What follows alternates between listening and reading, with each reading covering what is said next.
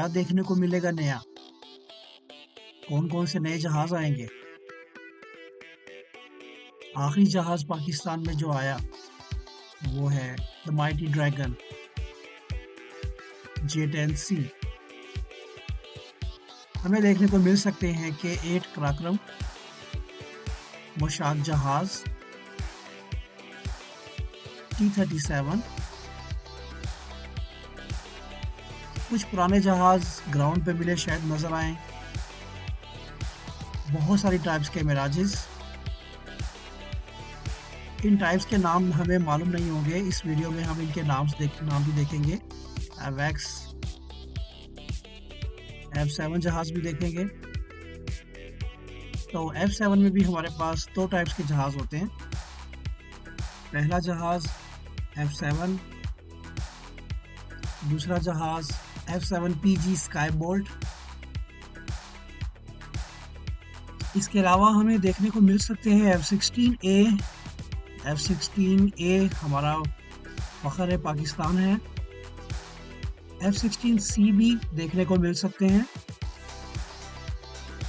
इसके अलावा F-16D भी पाक फिजाइया हवा में लहराएगी। इसके बाद J10CE फायरबर्ड, जो कि चाइना से अभी आखिरी आया है बेड़ा, वो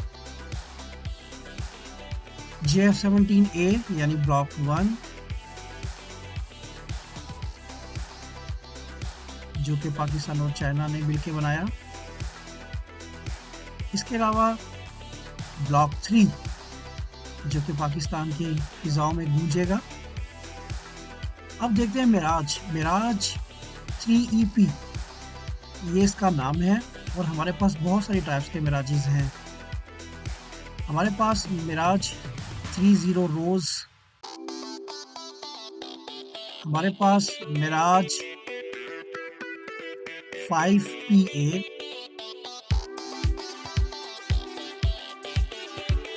इसके बाद हमारे पास मिराज MF5PA2,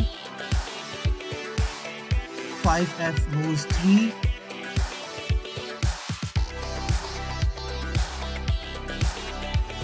तो ये बहुत सारी टाइप्स के मिराजेस हमें देखने को मिलेंगे।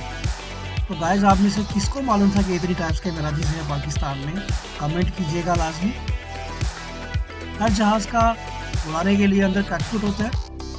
तो JF-17 को उड़ाने के लिए हम इसका थोड़े दूसरे जहाज़ों के साथ तज्जिया करते हैं। जैसा कि F-15 के अंदर से कॉकपिट ऐसा दिखता है। F-20 रैप्टर का कॉकपिट इस तरह का दिखता है। J-20 जो कि स्टेल्थ जहाज़ है, इसका कॉकपिट इस तरह का दिखता है। SU-57 नहायत एडवांस एवियोनिक्स लगे हुए हैं। F-16 फाइटर फाल्कन, जिसकी जॉयस्टिक राइट साइड में लगी होती है। SU-27, F-4 जो कि एक पुराना जहाज़ है लेकिन काफ़ी एडवांस रहा है अपने ज़माने का। SU-25, F-35। तो अब देख रहे हैं कि JF-17 थंडर को जब तैयार करते हैं तो ग्राउंड से उड़ाने के लिए क्या क्या करना पड़ता है, उसके कॉकपिट में कौन कौन से बटन होते हैं, ये सारी चीज़ें जो है वो हम जहाज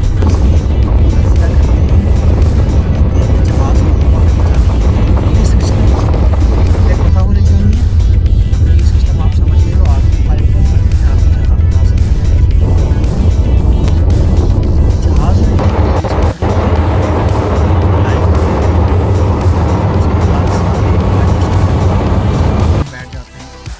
जहाज के अंदर जो कॉकपिट होता है, उस कॉकपिट में जब पायलट बैठ जाता है तो उसके पास बहुत सारे बटन्स आ जाते हैं। इन बटन्स को हमने समझना है। तो देखते हैं कॉकपिट के अंदर क्या है। सबसे पहले हमें कॉकपिट के अंदर बैटरी को ओपन करना है। बैटरी ऑन करने के बाद जब ये स्विचेस ऑन हो जाएंगे तो हमने मोड चूज़ करना है, और मोड चूज़ करने के बाद हमने कनोपी को बंद कर लेना है। कनोपी को हमें बाद में बंद करना चाहिए। अभी चूँकि ऑक्सीजन को ओपन नहीं किया, लेकिन हमने कनोपी को जो है वो बंद कर दिया है। और इसके बाद हमें बहुत सारे एवियोनिक्स कंट्रोल्स को सेट करना है, और उसके सेटिंग के बाद लाइट्स जो कॉकपिट की वो एडजस्ट करने के बाद हमें नेविगेशन लाइट्स को जो है वो सेट करना है। नेविगेशन लाइट्स को सेट करने के बाद अगर हमें DCS कार्ड को रीसेट करना है तो हम कर सकते हैं, और DCS के कार्ड को लोड भी कर सकते हैं हम। इसके बाद हम इंजन को ओपन करेंगे, थ्रॉटल ऑन करेंगे, और उसके बाद हाइड्रोलिक्स ओपन करेंगे, ब्रेक को रिलीज़ करेंगे, और हम जहाज़ को पुश बटन से जो है वो ऑन करेंगे।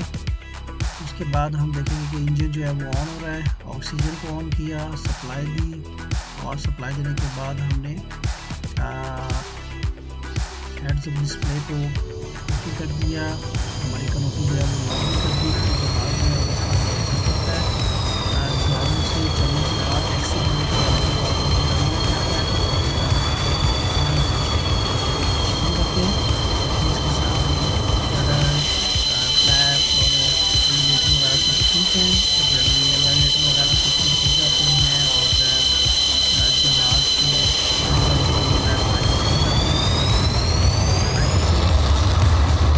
फ्लाई करने के बाद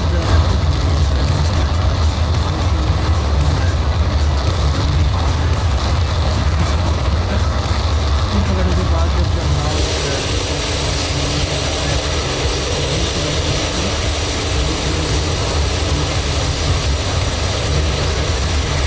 तैरने के लिए रेडी टू फ्लाई हो जाता है। तो क्या देखने को मिल सकता है हमें आने वाले वक्तों में? क्या हमारी बढ़ती ही नेवी जो है वो भी अगले आने वाले सालों में 23 मार्च का हिस्सा बनेगी? क्या हम गवादर पोर्ट में 23 मार्च भी मनाएंगे? और क्या हमें आबदोज़ें और क्या हमारे पास बहरी बेड़े भी आएंगे? क्या बहरी बेड़ों से भी हम टेक ऑफ करते हुए जहाज़ों को देखेंगे?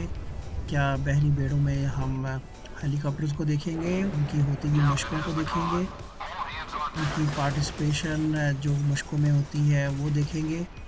तो आने वाले वक्तों में 23 मार्च में आने वाली जो नई टेक्नोलॉजीज़ हैं उनको भी तारीफ़ कराया जाएगा, और 23 मार्च में हमें बहुत सारी आने वाले दिनों में बहरी बेड़ों को भी जो है वो शामिल होते हुए बहुत सारी मालूमात मिलेंगी। तो आप इस बहरी बेड़ों के बहुत सारे जो हैं वो वर्जन्स देखेंगे आने वाले वक्तों में।